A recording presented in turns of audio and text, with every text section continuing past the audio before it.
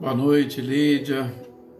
Boa noite, Ricardinho, Lúcia, Flávio, boa noite, seja bem-vindo. Maria das Graças, boa noite. Helena, boa noite.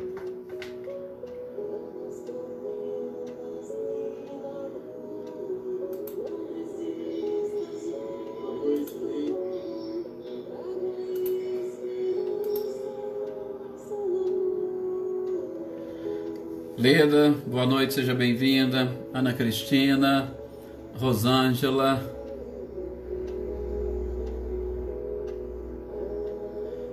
O Ricardo e a Eliane e o Zay também, boa noite para vocês, sejam bem-vindos.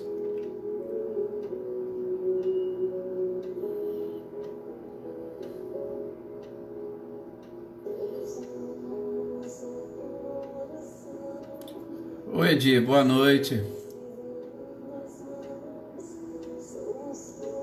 Principalmente essa musiquinha de fundo, ela é muito linda.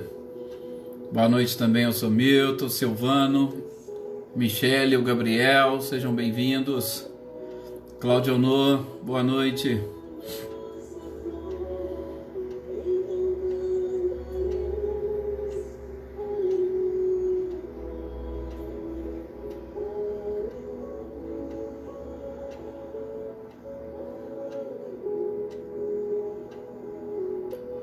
Alex, boa noite, Alex, seja bem-vindo. João e Helena, boa noite para vocês também. Joana Carneiro, lá de Guaxupé, nossa companheira, tudo bem, Joana, seja bem-vinda. Maria Aparecida, boa noite.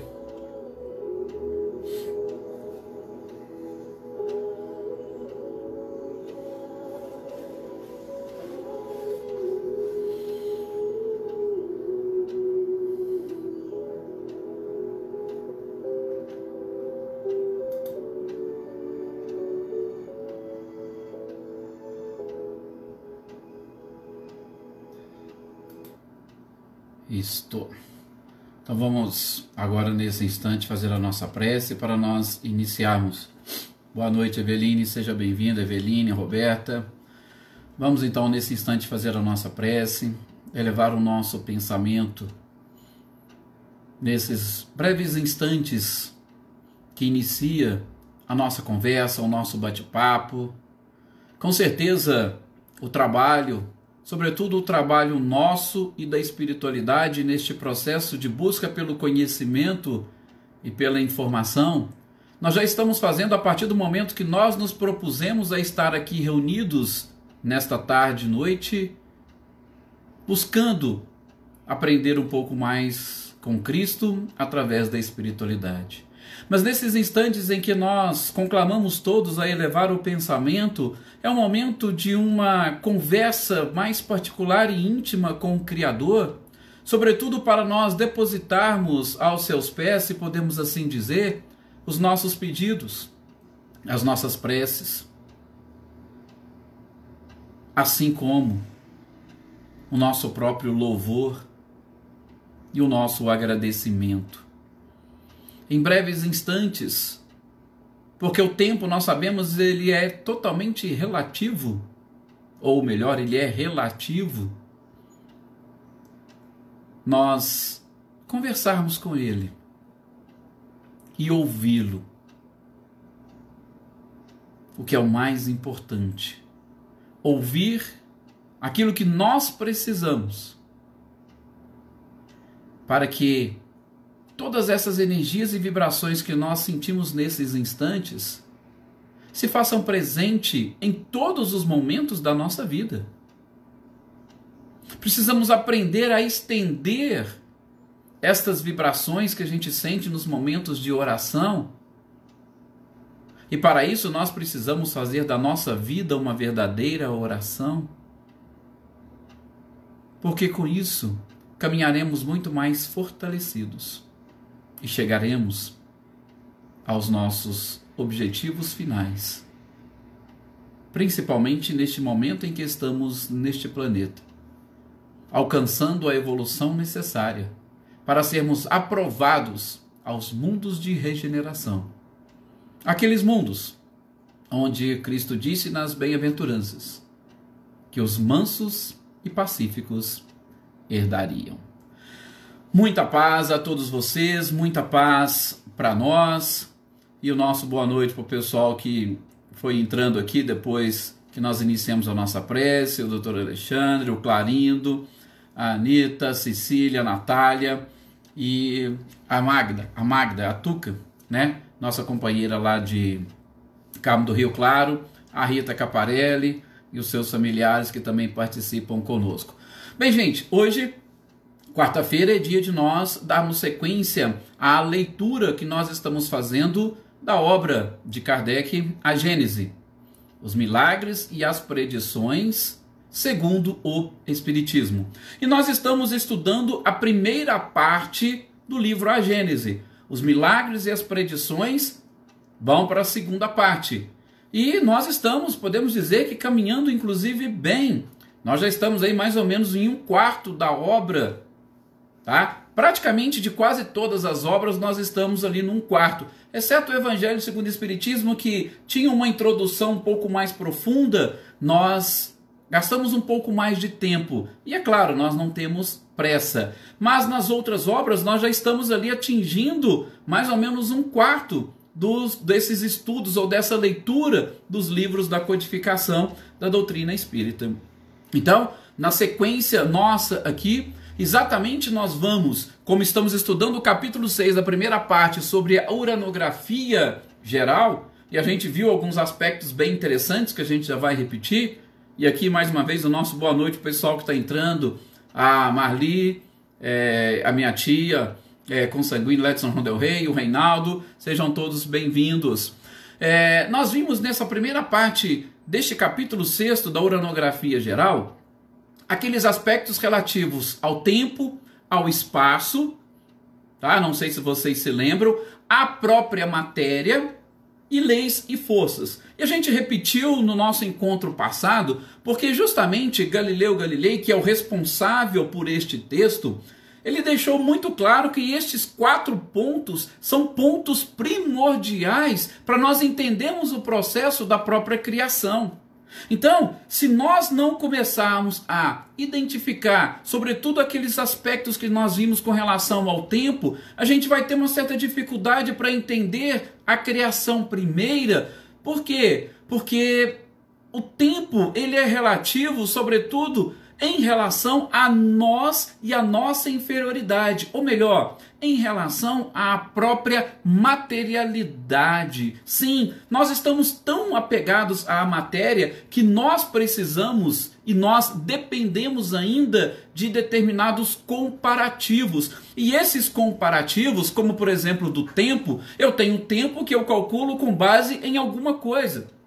Mas a gente já percebeu que para Deus não existe tempo. Por quê? Porque Ele é eterno. E qual seria o comparativo que nós poderíamos fazer do tempo em relação a Deus? Não existe.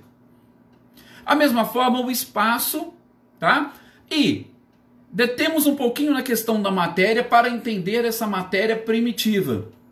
Fluido cósmico universal. Que a partir dele tudo mais foi criado. Tudo mais do ponto de vista material. Então, esses 4 pontos, ou melhor, esses 3 primeiros que nós citamos, quando as leis e forças começam a agir sobre eles, aí a gente já abre um parênteses. Por quê? Porque nós vimos também que as próprias leis e as forças, e a gente já estudou, inclusive em outra obra, o princípio vital, que é aquele que dá vitalidade, que é aquele que dá vida, que anima as coisas, inclusive a própria matéria, são características ou propriedades da própria matéria.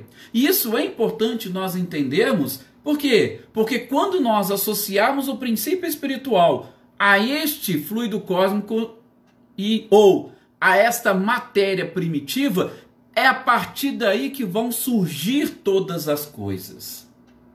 Então, esses 4 pontos, eles são primordiais. São primordiais porque nós já vimos que a matéria primitiva ela estava ocupando tudo, ou seja, não existe espaço ou não existe vazio. Tudo que nós pensarmos aí no universo, ele está preenchido por essa matéria cósmica, por este fluido cósmico universal, por essa matéria primitiva. Aí o que vai acontecer? É justamente aquilo que a gente vê simbolicamente que o próprio evangelista João coloca no início do seu evangelho.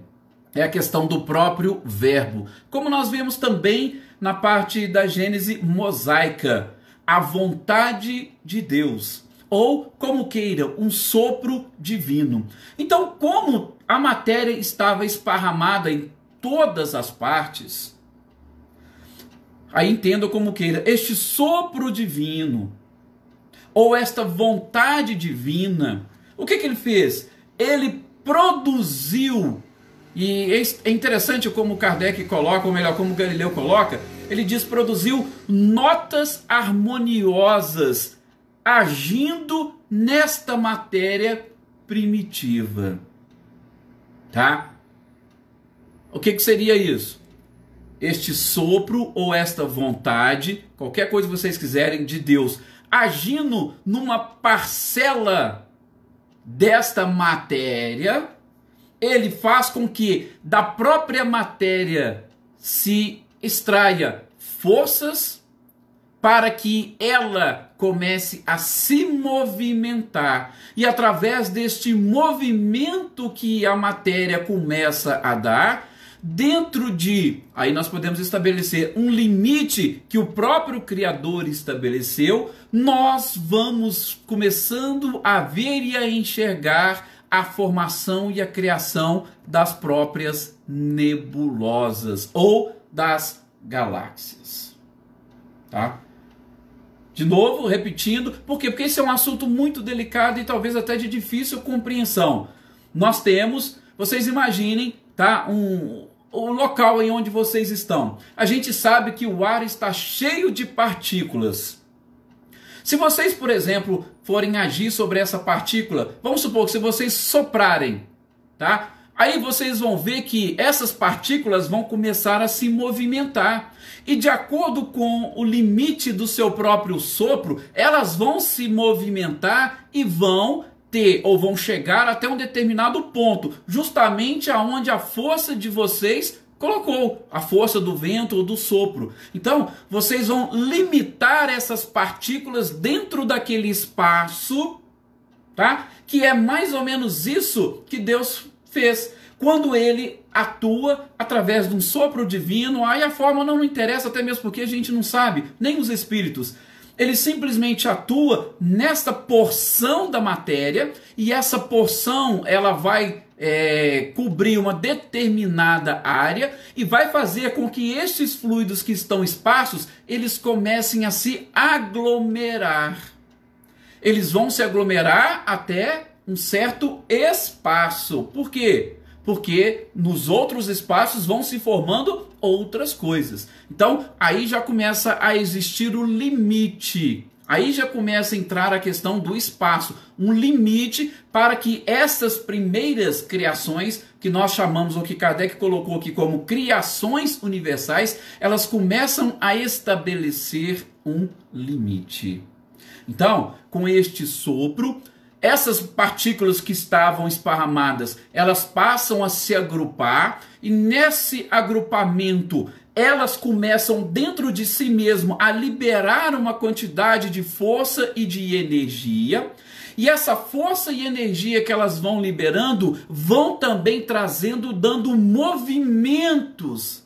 E nesses primeiros movimentos é que vai se estabelecer o espaço de uma galáxia. Deu para vocês entenderem mais ou menos como é que é esse início da própria criação universal? Tá? Então, eles vão atuando nesses espaços. E aí, a gente pode até dizer, será que essa atuação é realmente de Deus? Ou será que essa atuação é dos co-criadores em plano maior? Será que são espíritos realmente que já atingiram uma certa evolução, que dão este limite para essa matéria que está esparramada? Com certeza, se for, são espíritos altamente avançados e evoluídos. Mas o interessante é que existe essa matéria que está esparsa, vem este verbo ou este sopro divino que faz com que essas moléculas se movimentem, comecem a se agrupar. E isso eu estou falando de uma galáxia, tá, gente? Por isso nós estamos falando em coisas imensas. Não estamos falando de um pequeno círculozinho de pó, qual foi a analogia que nós fizemos, não. Isso nós estamos falando de galáxia. Então, a força ou este sopro, ele é realmente enorme.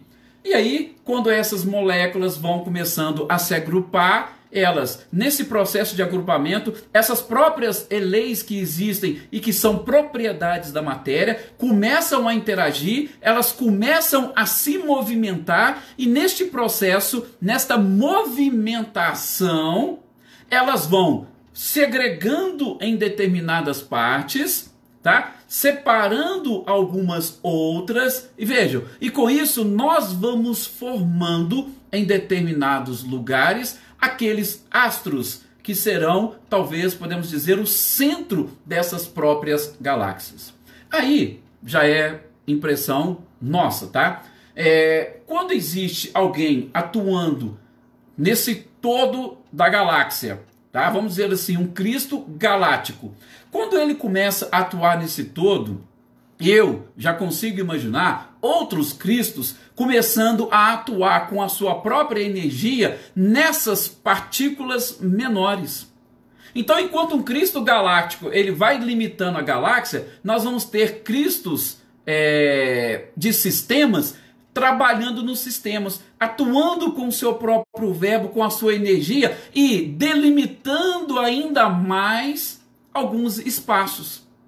Então veja, eu tenho uma reunião grande, alguém que abraça uma parcela maior, aí depois eu tenho pequenos grupos que vão abraçando parcelas menores, atuando com o seu verbo, com a sua força ou com o seu sopro, e fazendo com que cada uma dessas partículas liberem todos os movimentos, comecem a se agrupar.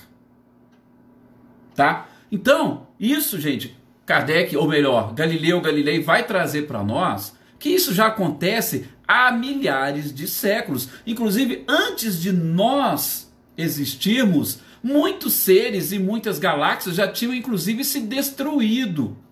Ele chama essa atenção porque o homem tem a mania de achar que nosso planeta, ele é contemporâneo de toda essa criação. E não é. Nós somos seres ainda muito novos. Então, ele quer dizer que enquanto algumas galáxias já estão sendo destruídas porque já cumpriram com a sua finalidade, outras estão formando. Por quê? Porque essa criação divina, ela é constante. Tá? É que nós falamos a questão do tempo e de espaço. A eternidade, Deus continua o seu processo de criação. E isso nós estamos falando da criação material. Nós estamos falando da criação universal. Nós estamos falando das galáxias, dos sóis, dos planetas, dos satélites, tá? Então, eu visualizo e imagino exatamente dessa forma. Um Cristo limitando a galáxia com a sua força, com a sua energia, acumulando aquilo. E os outros atuando. E vejam que interessante. Galileu, ele vai dizer que neste processo, ou nessa atuação destas, como é que nós podemos dizer, dessas forças atuando nessas partículas que vão se reunindo, duas principais forças vão agir. Essas duas principais forças são exatamente uma força centrífuga e uma força centrípeta, que daqui a pouco eu já explico para vocês, tá? Então, vejam, esse processo é da criação dos mundos, e Galileu só vai fazer uma pequena observação aqui que eu gostaria de compartilhar também com vocês antes de entrar nessa questão da criação dos sóis e dos planetas. Ele vai falar que, como nós dissemos, essa é uma criação material. Por quê? Porque no que diz respeito à criação dos espíritos ou do princípio inteligente, ele disse que ele não tem praticamente nada para dizer para nós. O que ele fala como praticamente nada? Gente, nós já vimos inclusive lá no Livro dos Espíritos que somente Deus sabe como ocorreu esta criação do princípio inteligente. Então a gente vai tratar da matéria e o princípio inteligente vai ficar para trás, tá? Por quê? Porque o princípio inteligente, como o próprio Galileu diz, ele precisa de uma longa trajetória, de uma longa caminhada para ele começar a desenvolver e a despertar o seu entendimento. E tem uma frasezinha, justamente nesse trecho, depois que vocês tiverem curiosidade, peguem para ler, que Galileu vai dizer o seguinte: olha, para que o princípio inteligente, para que o espírito, ele passe e comece a entender um pouco das coisas, agora e aqui, nós temos alguns reinos pelos quais ele precisa encarnar e passar para ele aprender todas estas leis que envolvem a matéria. Então, nós passamos pelos reinos mineral, vegetal, animal, para entendermos todo este processo e, é claro, nós vamos gravando na nossa consciência todas essas informações, tá? Quando for necessário, nós vamos poder acessá-las, fiquem tranquilos. Mas nós precisamos passar por esses reinos para a gente entender todo este processo. E nós estamos bem mais próximos do começo do que do fim. Então, por isso que não precisem se preocupar muito. Mas estamos tão acostumados com a frase de Kardec e também com as colocações de Leon Denis, e a gente inclusive falou aqui, e até o Paulo nos ajudou no nosso último encontro, né? Que justamente nós dormimos no mineral, sonhamos no vegetal, nos agitamos no animal para despertar no homem.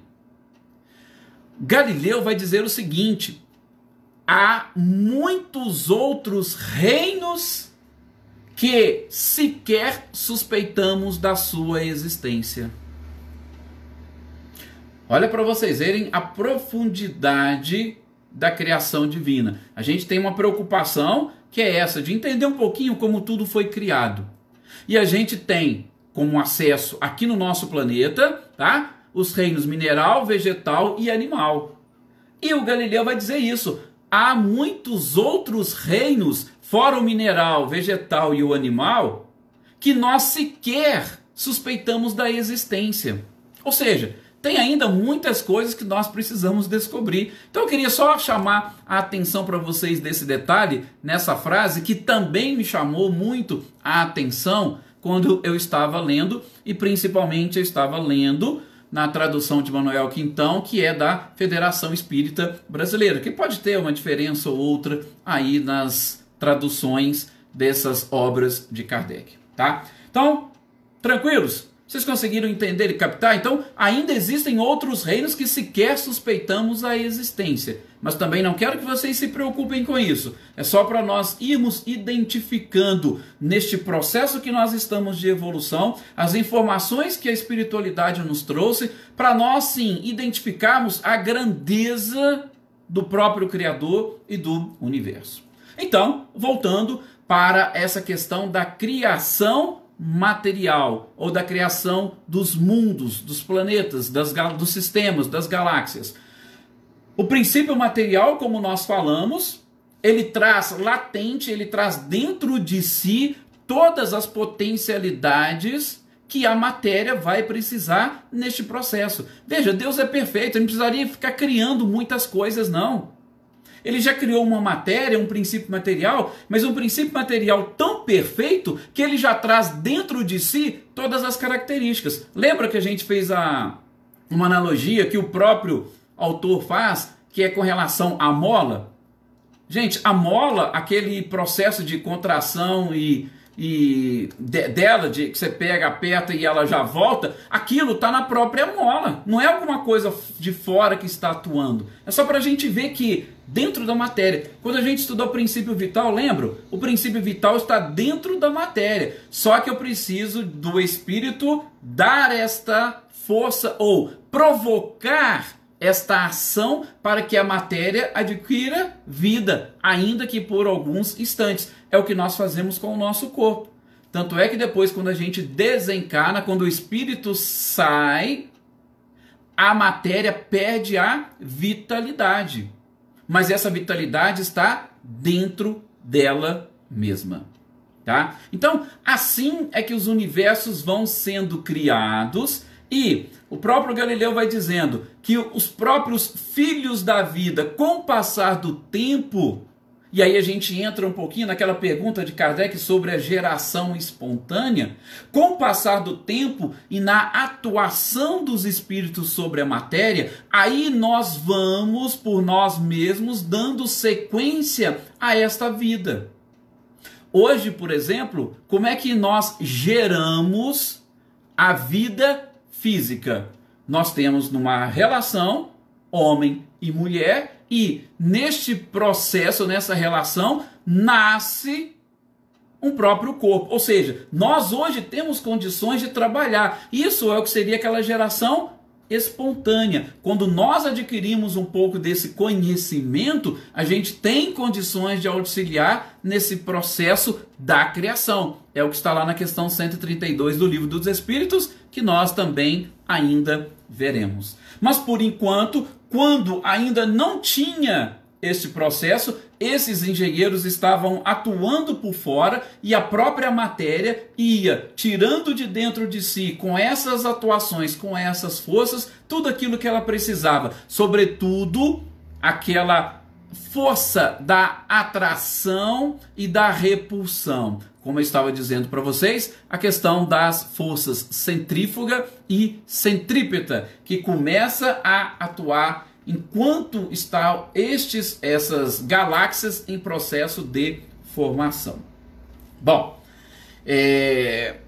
vamos acompanhar aqui como o Galileu vai nos mostrar, e eu vou tentar também deixar isso um pouquinho mais claro para vocês. Os engenheiros celestes, ou a partir desse sopro divino, as moléculas da matéria primitiva vai se agregando, tá? Vai sendo limitado mais ou menos um espaço. Por quê? Porque as forças que vão atuar, sobretudo a força centrípeta, que é aquela que está tentando reunir. Porque quando você atua sobre alguma coisa e que ela começa a girar, ela vai ter uma força que vai querendo trazê-la de novo para o centro daquele episódio, daquele fenômeno, e ao mesmo tempo vai ter uma força que está justamente querendo levá-la para fora. Ao mesmo tempo que ela, pela atração, ela quer ficar junto, ali no centro daquela força do fenômeno, ela tem algo que está impulsionando ela para fora. E é justamente esses movimentos é que vão começar a dar forma. Por quê? Porque eles é que vão agregar a matéria. Tá? Só que neste primeiro processo da formação das galáxias, ou da formação dos sistemas, talvez vai ficar melhor para a gente entender na formação dos sistemas, porque a gente parte de um ente central, que é justamente o Sol. Mas a galáxia também, ela tem a sua parte central, tá? Ela tem um eixo central, e através, ou melhor, por esse eixo é que as coisas e que os sistemas vão girando ao redor. Tá? Então, essa parte central, esse ente central que ao mesmo tempo joga essa força e vai ter a atração e a repulsão, vai prevalecer num primeiro momento essa força centrífuga que exatamente empurra as coisas para fora, e nesse movimento de empurrar para fora, ela vai fazendo força para voltar, até que num determinado momento, e nesses movimentos que ela vai fazendo, ela começa a se solidificar, ela começa a agregar, e a massa vai ficando mais pesada. Ela vai ficando mais pesada e sólida. E quando ela chega a um estado de solidificação, aí pronto, nós já criamos um limite galáctico. Nós já criamos uma galáxia. Por quê? Porque quando ela se solidifica, eu vou, com certeza, diminuir aquelas potencialidades que a matéria tem. Vamos citar um exemplo? A água. Gente, nós temos e conhecemos, e todo mundo estudou, os estados da água. Então a gente tem o estado líquido, o estado sólido e o estado gasoso. Vocês já repararam que continua sendo H2O, mas em estados diferentes.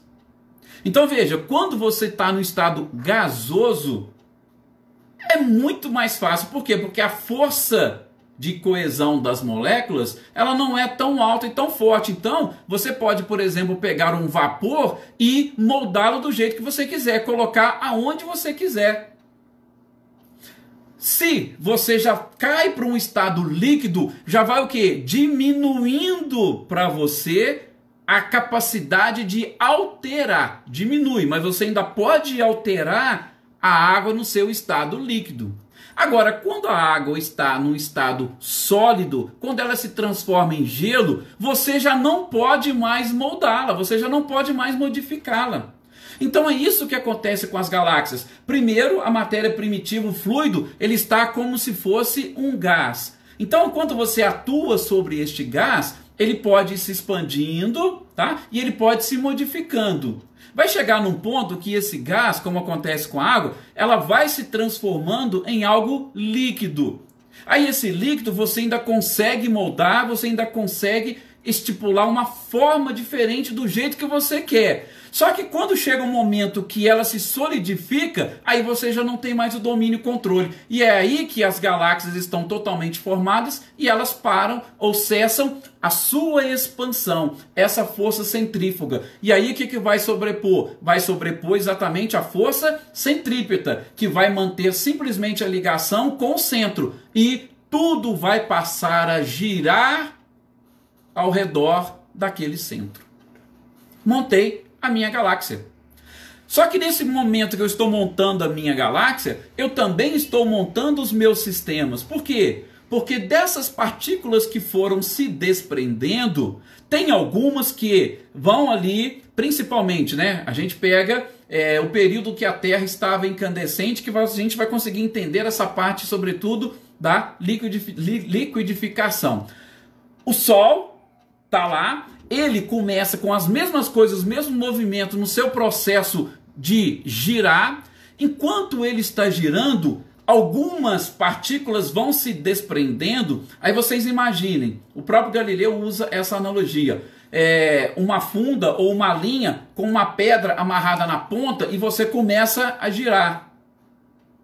Tá? Então, nesse movimento, nessas forças e nessa atuação dos co-criadores em plano maior, vai havendo todo esse processo, essa atuação, essas leis e forças, sobretudo gravitacionais, ela vai girando e nesse giro ela vai tomando justamente essa forma esferoide ou ovoide, por conta exatamente dos próprios movimentos. Formando tendo essa forma, ele continua o seu processo girando, se desprendendo partículas. Essas partículas vão fazer os mesmos movimentos como acontece com a galáxia, tá? Ao mesmo tempo que elas estão se distanciando pela força que está atuando, elas querem voltar para o centro. Então fica aquela, vamos dizer, aquela guerra, aquela briga. E ali, essa briga vai mantendo, ou pelo menos nos processos de construção, até uma certa distância, onde, quando ela se solidifica, aí pronto, ela não consegue mais aumentar ou ampliar este raio, pelo menos a sua distância entre este astro central, entre o Sol, por exemplo, e os planetas. Então foram se desprendendo, nesse processo de desprendimento continuaram girando e até montarem a forma que elas estão, pela atuação das forças e, sobretudo, pelo giro. Por quê? Porque, como nós falamos, tudo vai nessa forma elíptica, tá? É uma lei natural, não tem nem muito como a gente escapar dela. Então, aí tem o Sol vai girando, vai desprendendo, e aí o que vai desprendendo vai formando os planetas, e os planetas, enquanto estão nesse processo de formação, eles também estão girando, e enquanto eles estão girando, partículas também se desprendendo deles. Enquanto essas vão se desprendendo, aí a Terra já está se solidificando, e essas que vão se desprendendo vão formando os satélites, que no caso nosso temos a Lua. Mas não são todos os corpos que conseguem se desprender depois e formar e ter os seus satélites. Por exemplo, nós temos Mercúrio, Vênus e Marte, que não possuem satélites naturais como a Terra. Como Saturno, como Júpiter. Tá? Então, por quê? Porque isso, de novo, é a atuação destes co-criadores em plano maior.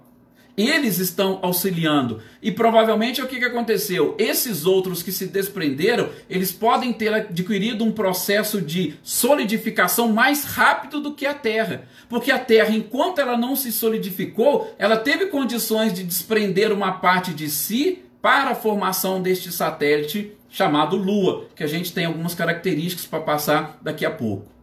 Os outros provavelmente se solidificaram mais rapidamente e não teve a oportunidade desse desprendimento, como Saturno. Veja, o que Saturno tem de diferente dos outros planetas? Ele tem um anel.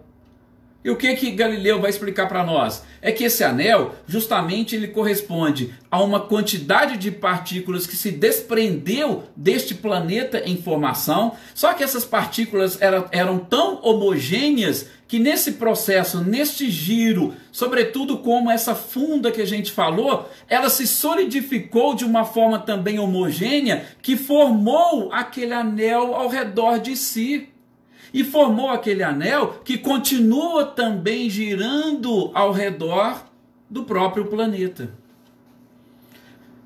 Vejam, são questões realmente científicas, são questões até mesmo complexas. Eu estou aqui olhando o tempo porque está avançando. São complexas, mas assim, eu espero que vocês estejam conseguindo entender ou assimilar mais ou menos esse processo. Tudo girando. São leis e forças que vão atuando sobre estes próprios entes, podemos assim chamar, que é matéria primitiva, mas uma matéria que quando ela vai se agregando, vai se solidificando, ela mesma tem dentro de si todas as forças e potencialidades necessárias para formar aquilo que nós estamos vendo hoje.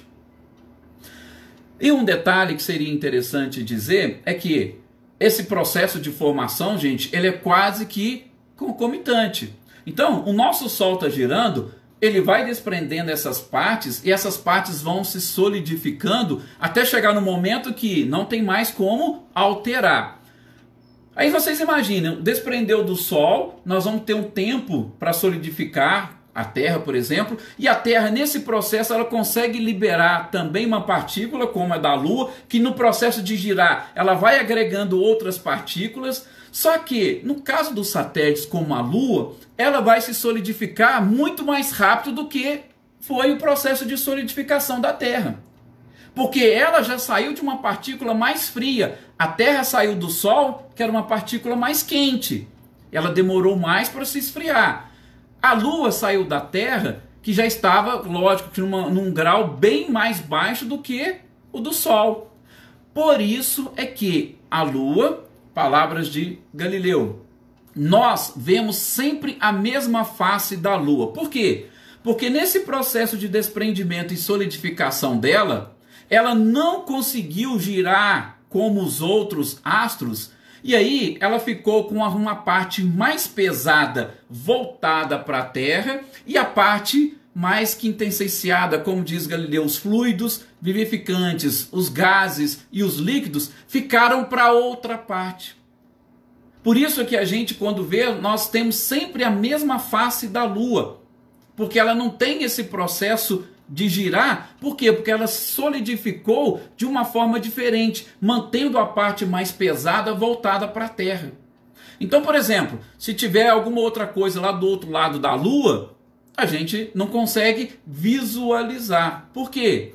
Porque foi um processo de solidificação, segundo Galileu aqui na Gênese, diferente, mais rápido. E o eixo, porque o eixo central da Terra, ele conseguiu, por esses movimentos giratórios, permanecer realmente no centro e no centro do planeta.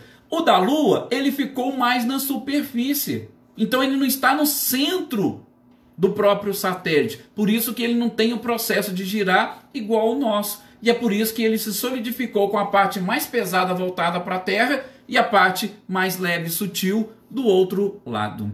Então, só para vocês verem mais ou menos como que funciona esse processo de criação, como Galileu nos explicou. Esta foi a forma como a gente conseguiu captar, como a gente conseguiu entender fazendo essa leitura.